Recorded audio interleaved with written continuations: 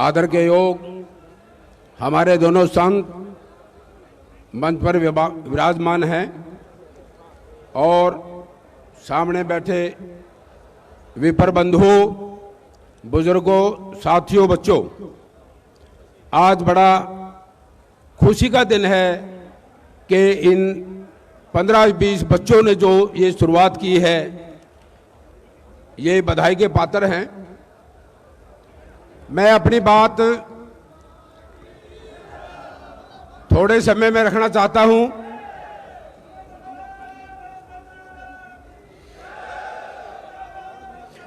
देखिए मित्रों, हम हर बार ये कहते हैं संगठित रहें, भाईचारे का सहयोग करें, मदद करें, परंतु मैं एक बात पूछना चाहता हूं आप सभी से,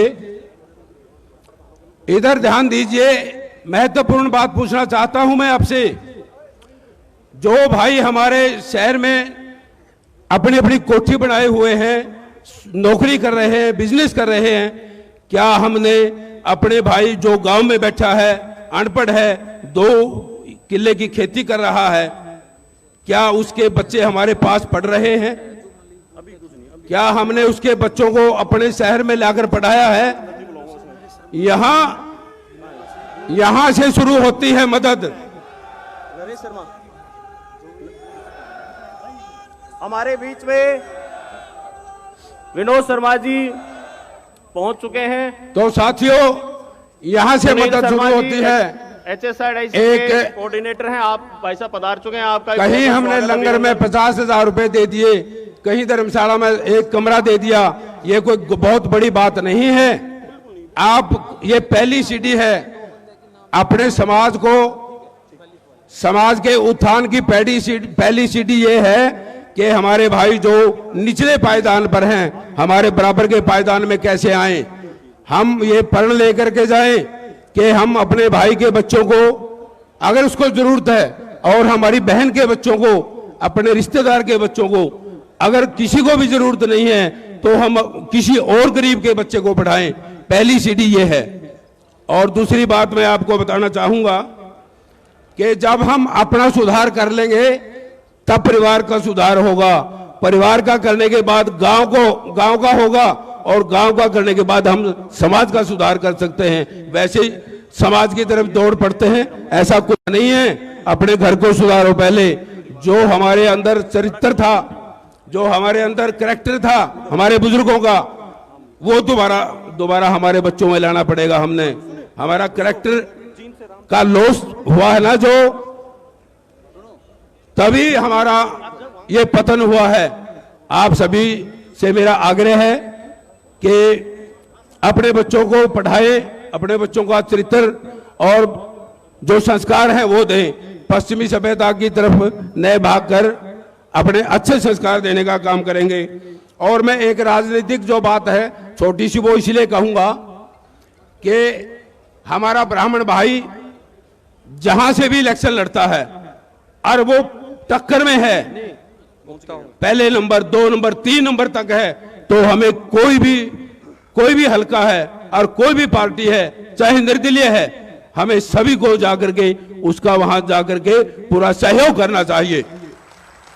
और मैं उन भाइयों से भी मतलब ये एक आशा रखता हूं कि 2-2, 4-4 हजार वोट आते हैं, वो ऐसा मतलब ना करें, क्योंकि हमारे समाज के वोट बढ़ जाते हैं और वो कहीं भी आए हुए नहीं होते। तो मेरा आपसे दोबारा ये है कि हम ये तो कोसते रहते हैं कि हमारे ब्राह्मण भाई जो MLA बन गए, मंत्री बन गए, हमारा कुछ नहीं करते, तो हमें भी देखना चाहिए कि हम भी उनके लिए कुछ कर सकते हैं क्या। हम इतना तो कर सकते हैं, हम आर्थिक मदद उनकी नहीं कर सकते इलेक्शन में, परंतु अपनी रिश्तेदारियों में जाकर उनको 50-100 वोट तो दिलवा सकते हैं। तो ऐसा हमारा भी फर्ज बनता है। और एक आखिरी बात, समय का थोड़ा सा ध्यान रखते हुए सभी सभाओं, कोई नहीं भैया, मेरी बात सुनिए। समय अपना है, घर अपना है, बोलने वाले आप हाँ, सुनने वाले आप हाँ, कोई दिक्कत नहीं। 7 बज जाएंगे, क्या दिक्कत है? बोलने दो। ये तो बहुत मुश्किल से तो मंच मिलता है यार, इस तरह का ब्राह्मण इकट्ठे हो रहे हैं सारे। आप पीछे तो उंगली खींचल, कुर्ता खींचल लायक जो हो के मतलब भाई। तो प्यारे भाइयों, मैं एक राजनीतिक बात जरूर करना चाहूंगा। जो करनाल में परशुराम महाकुंभ के नाम से परशुराम जयंती मनाई थी, उसमें मुख्यमंत्री जी ने ये घोषणा की थी कि हम ईबीपीजी को दोबारा लागू करने की कोशिश करेंगे और जो बच्चे सिलेक्शन होने के बावजूद भी उनकी ज्वाइनिंग नहीं हुई, उनकी ज्वाइनिंग करवाएंगे। तो मैं मुख्यमंत्री जी को ये कहना चाहता हूं, प्रार्थना करना चाहता हूं मंच के माध्यम से, आप लोगों के माध्यम से, कि इस समय पर चेत जाइए मुख्यमंत्री जी। बीजेपी का कोई बड़ा सा वो नहीं रह रहा अब प्रोग्राम। ब्राह्मण वर्ग अगर आपसे दूर हो गया तो आपको दोबारा कुर्सी नहीं मिलेगी। तो मेरा उनसे प्रार्थना कहिए, अनुरोध कहिए या चेतावनी कहिए, हम ये ब्राह्मण समाज की आवाज है और मांग है। एक तो सबसे पहले तो जो बच्चे 250 के आसपास बच्चे हैं जिन्होंने सिलेक्शन कार्ड उनके हाथ में है और उस सिलेक्शन को देखते हुए उनकी शादी भी हो गई और वो बेचारी जो घरवाली आ रही है, बच्चा भी हो गया, वो रोवे उसने न बोला तो पुलिस में लग गया था तो घरा फिर है। तो मेरा अनुरोध है कि उन 250 बच्चों को तुरंत जुलाई में आप ज्वाइनिंग करवाने का कार्य करेंगे, अन्यथा ब्राह्मण समाज खपा हो जाएगा और ब्राह्मण का श्राप किसी को छोड़ता नहीं। ये अगर ये ब्राह्मण समाज दान लेना जानता है तो त्यागना भी जानता है। तो मेरा दोबारा फिर अनुरोध है सरकार से कि ये दोनों काम, ईबीपीजी भी दोबारा लागू हो सकती है, क्यों नहीं हो सकती? जो सुप्रीम कोर्ट फैसला करता है उसको संसद दोबारा तोड़कर दोबारा लागू कर देती है, तो क्या हरियाणा नहीं कर सकता? कर सकते हैं, परंतु ये बहाने बनाते हैं कि कोर्ट का मामला है। नहीं, कोई मामला नहीं। अगर सरकार चाहती है तो सब कुछ कर सकते हैं। तो दोबारा फिर हमारा यही आपसे, सरकार से भी अनुरोध है और हमारा सभी जो हमारे लीडर हैं, मेरा उनसे भी अनुरोध है कि समाज की तरफ देखें।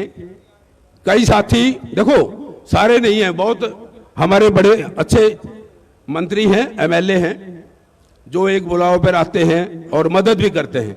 कई साथी हमारे ऐसे भी हैं।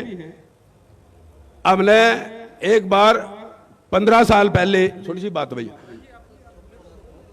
15 साल पहले हमने भूमि पूजन किया था धर्मशाला उचाना का। उस टाइम हमने 12 एमएलए और एमपी को न्योता दिया था। तो पता कितने पहुंचे थे? डेढ़ पहुंचा था, 12 में से डेढ़ का मतलब एक अपने वो डॉक्टर